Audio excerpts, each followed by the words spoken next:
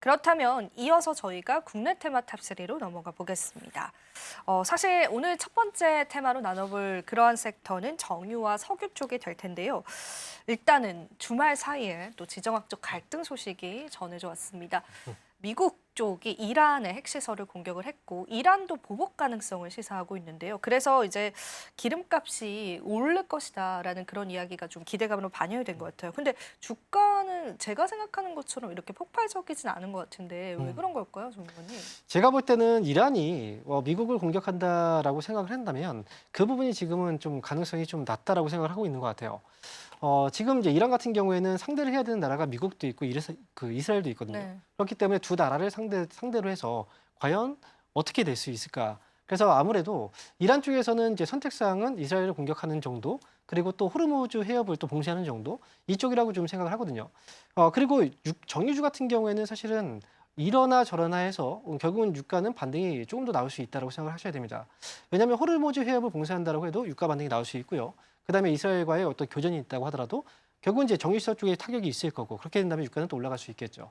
지금 같은 경우에는 유가가 반등이 나올 때 올라갔다가 단기에 좀 많이 밀리고 이렇게 하고 있는 이유는 아무래도 정유주 같은 경우에 그동안 투자를 많이 했을 때 그동안 물려 있는 분들이 굉장히 많거든요. 그렇기 때문에 지난번에 보시면 이제 예를 들어서 SOE 같은 경우에도 6만 5천 원에서 6만 원대 가격대 이때도 굉장히 많은 분들이 또 매수해서 물리신 분들이 많이 있어요. 그래서 이 정유주들은 그동안 이제 물려 있는 종목들이 있죠. 그래서 이게 매물대가 좀 많이 있기 때문에 올라가면 계속 차익 매물이 계속 쏟아집니다. 그래서 올라가도 계속해서 흔들릴 수 있기 때문에 정유주는 이제 올라갈 때 붙으면 결국은 또 밀릴 수가 있다는 거죠. 그래서 지금은 정유주의 추가적인 상승 가능성은 좀 있다라고 생각이 들고요. 이 상승이 여기에서 끝나진 않을 것 같다라는 생각이 있기 때문에 그래서 유가의 상승과 정유주에 대한 관심은 지금도 여전히 좀 필요하지 않을까 이렇게 말씀드립니다. 네.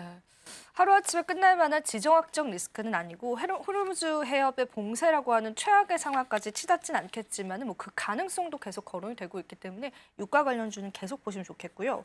한 가지 더 체크하고 싶은 건 천연가스 관련주들도 이제 천연가스 급등도 좀 나와주는 것 같은데 이쪽 섹터 보시는 건 어떻게 보세요?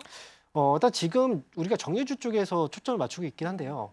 만약에 호르무즈 해협을 봉쇄한다라고 한다면 전 세계에서의 그 이제 석유의 이동 통로가 바로 지금 호르무즈 네. 해협이거든요. 그쪽에서 한 25%가 이제 통과를 해요.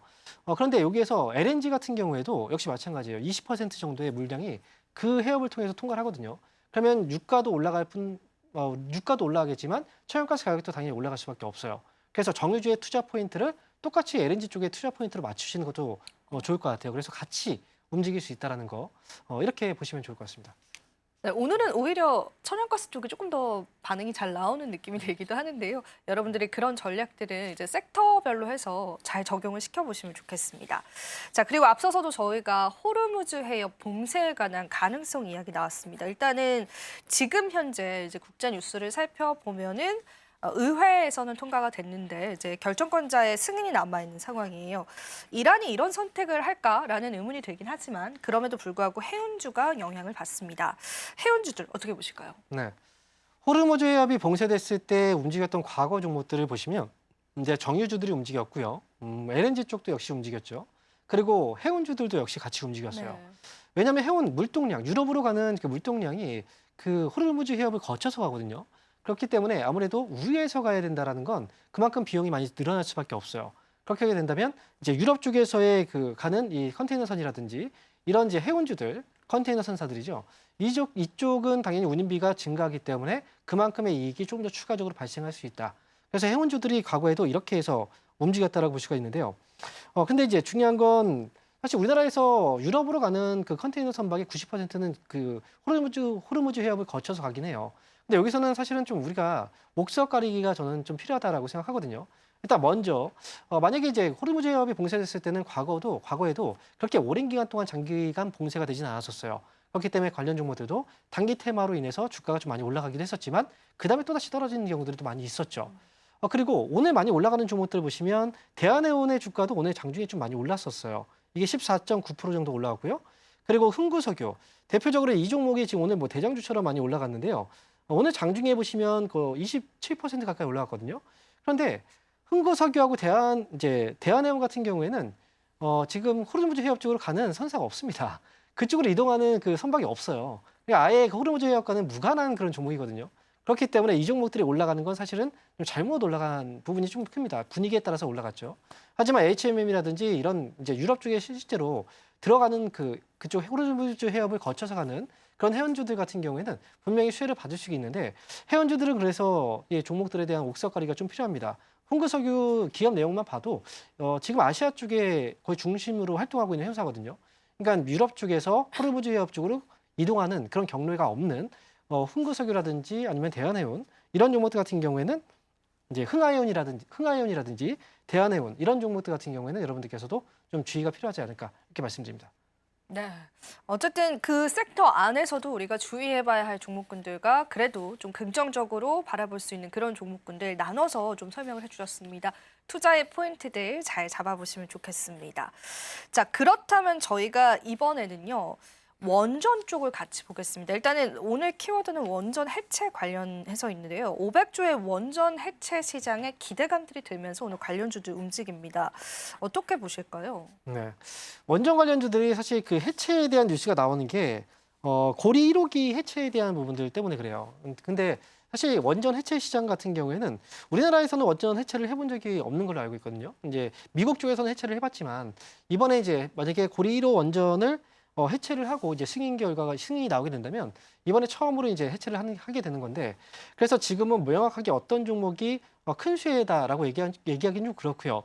관련해서 종목들이 좀 올라가는 게 오리메텍은 이제 원전의 방사선 관리, 뭐 폐기물, 분석 처리 관련주라고 해서 원전 당연히 이제 해체 쪽에서의 연관이 있을 거다라고 해서 주가가 좀 올라가고 있는 거고 그다음에 우진 같은 경우에는 방사능 제험 사업을 또 하고 있기 때문에 이렇게 일부 종목들이 올라가지만 사실 원전주 오늘 보면은 한전 쪽에서 한전 기술이라든지 전반적으로 다 올라가고 있거든요.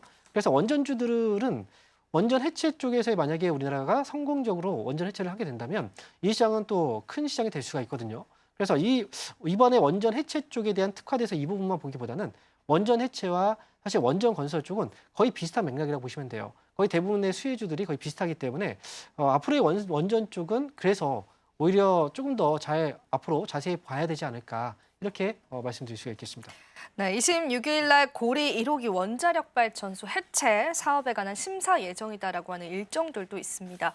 그래서 우리가 또 원전 관련주들이 오늘 움직이는 모습이 확인됐는데요. 종목단으로 좀 짚어보고 싶습니다. 일단은 이게 원전 대장주다라고 하면 두산에너빌리티인데 오늘 12%가량 급등을 또 보여주거든요.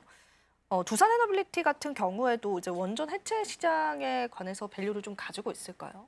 일단 지금 제가 앞에서 얘기했지만 원전의 건설과 사실 해체는 동일하다고 생각을 하시면 그렇죠. 돼요. 네. 그렇기 때문에 두산에너빌리티도 원전 해체에 있어서는 당연히 또 어느 정도 기술을 갖고 있다고 보시면 되고요. 그리고 이제 국내에서 이제 우리나라 정부에서 추진하고 있다라는 점에서 본다면 우리 기술이라든지 한전 기술 이쪽도 역시 같이 맥락에서 보시면 좋을 것 같고요. 그래서 앞에서 얘기했던 우진 같은 경우에도 과거 원전 관련주이기도 하고요. 그리고 또 오르베텍 같은 경우에는 이제 방사능 관련주이거든요. 네. 새롭게 보시면 이제 방사능 관련주들이 새롭게 우리가 또 원전 테마에 또 합류를 했다. 이렇게 보시면 좋을 것 같습니다. 네, 알겠습니다. 그러면은 제가 또 시청자분들이 가장 궁금해하실 만한 게 이 원전 해체 시장이 그 규모 자체도 엄청 커질 것으로 확인이 되잖아요.